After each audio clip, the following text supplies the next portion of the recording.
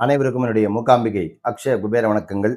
2026 நடக்கக்கூடிய சட்டசபை தேர்தலில் ஏற்கனவே பார்த்தீங்கன்னா எடப்பாடி ஐயா கண்டிப்பாக முதலமைச்சராக ஆகக்கூடிய வாய்ப்புகள் இருக்கு அப்படிங்கிறத ஏற்கனவே நம்மளுடைய பதிவுகளில் ஒரு 4 நாள் முன்னாடி 5 நாள் முன்னாடி கொடுத்துருந்தேன்.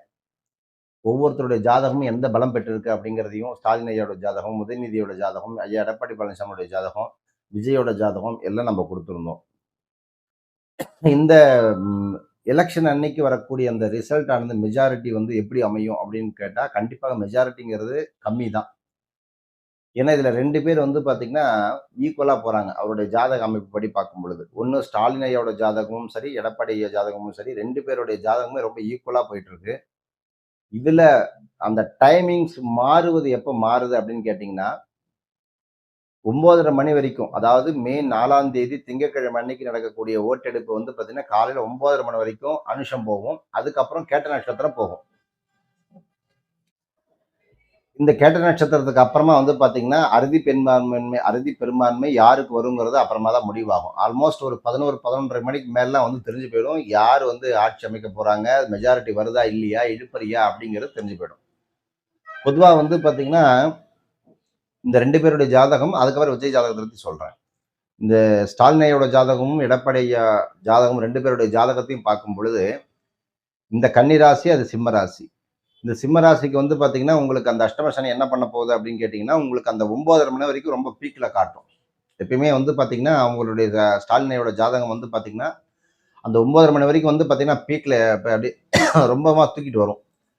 அப்போ எல்லா பக்கம் பார்த்தீங்கன்னா கணிப்புகள் பார்க்கும்பொழுது எல்லாம் நான் சொன்ன மாதிரி பற்றியா டிஎம்கே தான் முன்னாடி போயிட்டு இருக்கு அப்படிங்கிற மாதிரியே காமிக்கும். 8லேருந்து 9 மணி வரைக்கும் டிஎம்கே அப்படி நல்லா போய்கிட்டு இருக்கும். அந்த 9 மணிக்கு மேலே அந்த நட்சத்திரத்தினுடைய தன்மை மாறும்பொழுது என்ன ஆகும் அப்படின்னு கேட்டிங்கன்னா ஒட்டு மொத்தமாக அந்த ரிசல்ட்டோட அமைப்பை அப்படியே மாற்றி கொண்டு போகும். ஏடிஎம்கேனுடைய அமைப்பை அப்படியே கீழே இருந்து மேலே தூக்கிட்டு வரும். ஏன்னா புதன்கிறது பச்சை. அப்போது அன்றைய நாள் ஃபுல்லாக சாதகம் யாருக்கு இருக்கு அப்படின்னா சூரியனோட சேர்ந்த புதன். அப்போ என்ன ஆகுது அப்படின்னு பார்க்கும்பொழுது பார்த்தீங்கன்னா இந்த புதாதித்ய யோகத்தில் நான் உங்களுக்கு கொடுத்துருப்பேன். புதாதித்ய யோகத்தில் தான் பார்த்தீங்கன்னா ஆட்சி அமையக்கூடிய சூழ்நிலை உருவாகுது அப்படின்னு சொல்லியிருந்தேன். அது மட்டும் இல்லாமல் ஒரு கன்னி ராசிக்கு வரும்பொழுது பார்த்தீங்கன்னா இந்த எடப்பாடி ஜாதகத்தில் பொறுத்த வரைக்கும் என்ன அப்படின்னா அன்னைக்கு அவருக்கு அந்த கேட்ட நட்சத்திரம் சாதகத்தில் போகுது. அப்போ என்ன ஆகுது அப்படின்னு கேட்டிங்கன்னா 9 மணி வரைக்கும் அவருக்கு சில பின்னடைவுகளை அப்படியே ஸ்லோவாக அப்படியே ஏறிக்கிட்டே இருந்தாலும் கூட 9 மணிக்கு மேலே பார்த்தீங்கன்னா அந்த புதனாகப்பட்டவன் கேட்ட நட்சத்திரத்துக்கு அதிபதியாக இருக்கக்கூடிய புத பகவான் அவருடைய ஜாதகத்தில் கோச்சாரத்தில் புதனோட சுக்கிரனோட ராகு சேருது குருவினுடைய வீட்டில், தனுசனுடைய வீட்டில். அப்போ இது என்ன ஆகுது அப்படின்னா புதன் சுக்கிரன் ராகு சேர்ந்து ஒரு மிகப்பெரிய ஒரு பிரம்மாண்டத்தினுடைய ரிசல்ட் எடுத்துக்கிட்டு வரும். ஏன்னா சுக்கிரன் ராகு சேர்ந்த ஒரு பிரம்மாண்டம். அதோட புதன் சேருது அப்படின்னா அந்த நட்சத்திர நாள்களில் பார்த்தீங்கன்னா எல்லாமே நட்பு கிரகங்கள். புதனுக்கு ராகுவும் நட்பு, சுக்கிரனுக்கு ராகுவும் நட்பாக சேரும்பொழுது என்ன ஆகும் அப்படின்னு கேட்டிங்கன்னா மிகப்பெரிய ஒரு ஈல்டை ஏற்படுத்தி கொடுக்கும். மிகப்பெரிய ஒரு ஓட்டு வங்கி அவருக்கு எடப்பாடி ஐயாவுக்கு ஏற்படுத்தி கொடுக்கும்.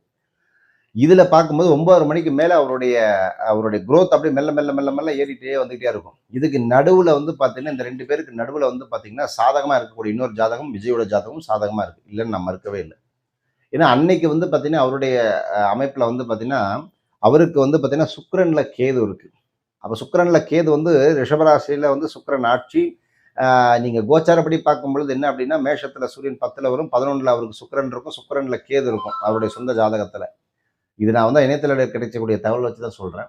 அப்போ விஜயனுடைய ஜாதகத்தை பொறுத்த வரைக்கும் என்ன அப்படின்னு கேட்டிங்கன்னா ஒரு பிரம்மாண்டத்தை கண்டிப்பாக காமிச்சே தீரும். அதில் எந்த மாற்றமும் கிடையாது. இவங்க 2 பேரும் அப்படியே ஸ்லோ அண்ட் ஸ்டடியே அப்படி ஈக்குவலாக போய்கிட்டே இருப்பாங்க. அதே ஈல்டில் பார்த்தீங்கன்னா இந்த விஜயோட ஈல்டு வந்துக்கிட்டே இருக்கும். ஒரு ஸ்டேஜுக்கு போகும்போது என்ன ஆகும் அப்படின்னு கேட்டிங்கன்னா அந்த கேது பகவான் என்ன பண்ணுவார் அப்படின்னு கேட்டிங்கன்னா அப்படியே ஒரு கிராஃப் மேலே அப்படி நிறுத்திடுவார். அதுக்கப்புறம் ஸ்டாப் ஆயிரும். இந்த ராகு அப்படியே பூம் கொடுக்குற மாதிரி கொடுத்து அப்படியே திருப்பி கீழே கேது அமைக்கிடுவார். அதுதான் அதில் இருக்கக்கூடிய மிக முக்கியமான ஒரு அம்சம். அப்போ விஜயனுடைய கிராஃப் எக்ஸ்டாப்ளிஷ் தான் ஆகுதே தவிர கேண்டிடேட் எடுக்கிற அளவுக்கு பெருசாக இருக்கா அப்படின்னு கேட்டால் அப்படி கிடையாது. ஸோ அதனால் தமிழ்நாடு முதலமைச்சர்லாம் ரொம்ப கிடையாது. அதெல்லாம் பாசிபிளே இல்லை. நீங்கள் ஏன்னா இந்த பார்க்குறவங்க எப்படி வேணும்னு நினச்சிக்கோங்க. இருக்கிறத நம்ம ஜோதிட ரீதியாக சொல்கிறோமே தவிர மற்றபடி எதுவும் தப்பாக நினைக்க வேண்டாம். அவருடைய ஜாதகத்தை பொறுத்த வரைக்கும் கண்டிப்பாக என்ன ஆகுது அப்படின்னா இந்த சுக்கிரனில் கேது இங்கே ராகுவோட சேரும் போது என்ன ஆகுது அப்படிங்கிற எப்போ கேது எங்கே இருக்கோ அதுக்கு ஆப்போசிட்டில் 7ஆம் வீட்டில் ராகு இருக்கும். அப்போ விஜய் ஒரு மாஸ் லீடராக கிரியேட் ஆகக்கூடிய அமைப்பு இருக்கான்னா இருக்குது. அதாவது மூணாவது கட்சியாக உருவெடுத்து வரக்கூடிய அமைப்பா இருக்கு ஒண்ணு. அது மட்டும் இல்லாம இவருக்கு சூரியன், புதன், சனி எல்லாம் சேர்ந்து இருக்கு. அப்ப புதன் வந்து சொந்த வீட்டிலே இருந்து சூரியனோட சரி சேரும் பொழுது என்ன ஆகுது அப்படியே நீசபங்கமாகி அந்த நீசத்தோட சேரக்கூடிய கிரகங்கள் பிரம்மாண்ட வெற்றியை கொடுக்கும்னா அப்படின்னா கண்டிப்பா கொடுக்கும் விஜய்க்கு. மாத்தமே இல்லை. அதை நான் இப்பயே 100% சொல்றேன். ஆனா கேண்டிடேட்டை எடுத்து எம்எல்ஏக்களை எடுத்து சிட்டிங்ல உட்காரக்கூடிய அளவுக்கு வந்து சூரியனுடைய பலம் இல்லை அப்படிங்கிறத நீங்க புரிஞ்சுக்கணும். அப்ப விஜய் வந்து பாத்தீங்கன்னா எப்படி இருக்காரு அப்படின்னு கேட்டீங்கன்னா எல்லா நபர்களுடைய ஆட்டத்தை கலைத்து என்கிட்ட எல்லாரும் வாங்க அப்படிங்கிற அளவுக்கு தான் அது கொண்டு போகுது அப்படிங்கிற அமைப்பு கொடுக்குது ஒண்ணு. ஏன்னா இங்க ரெண்டு பேருக்குமே இந்த ஸ்டாலினோட ஜாதகம், எடப்பாடியோட ஜாதகம் ரெண்டு பேருடைய ஜாதகத்திலுமே வந்து பாத்தீங்கன்னா சனியினுடைய பலம் நல்லா இருக்கு. அப்ப மக்களுடைய ஆதரவும் இருக்கு. இவங்க வந்து கணிசமா ரெண்டு பேருமே ஓட்டு எடுத்துட்டு வருவாங்க. ஆனா அதை ஸ்பாயில் பண்ணி இவங்களும் இல்லாம இவரும் இல்லாம இதை ஸ்பாயில் பண்ணி ஸ்பாயில் என்ன அப்படின்னா அதை கலைக்கிறது. அப்ப கலைச்சு விட்டு அப்ப யாருமே வந்து பாத்தீங்கன்னா அறுதி பெரும்பான்மை பெறவிடாம விஜயானவர் இருப்பார் அப்படிங்கிற ஒரு அமைப்புல வருது.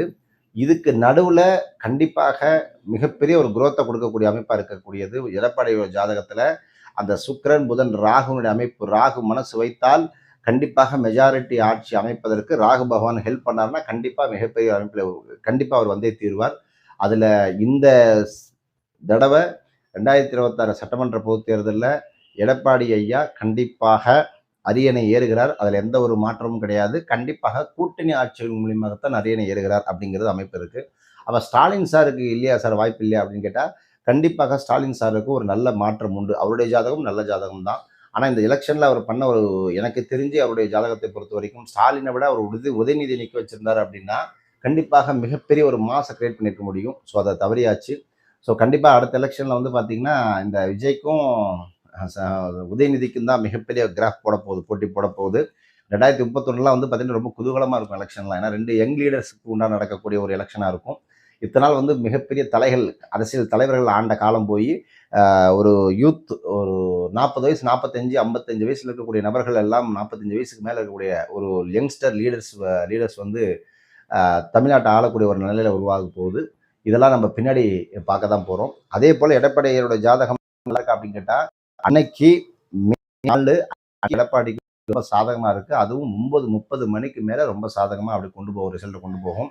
அதுக்கு முன்னாடி வரைக்கும் வந்து தபால் வாக்குகள் அப்புறம் எண்ணக்கூடிய வாக்குகள் அனைத்தும் டிஎம்கேக்கு சாதகமா போயிட்டு இருக்கு.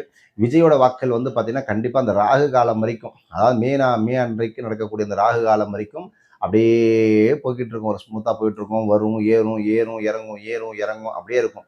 ஆனா இந்த விஜய் எடுக்கக்கூடிய அத்தனை வாக்குகளுமே எந்த வாக்குகள் அப்படின்னு கேட்டீங்கன்னா பெண்களுடைய வாக்குகளை கை வச்சிருக்காரு. அதுல மிக முக்கியம் எந்த ஒரு மாற்றமும் கிடையவே கிடையாது. ஆண்களை விட பெண்களுடைய வாக்குகள் விஜயோட வாக்குகள் அதிகமா இருக்கு ஒண்ணு.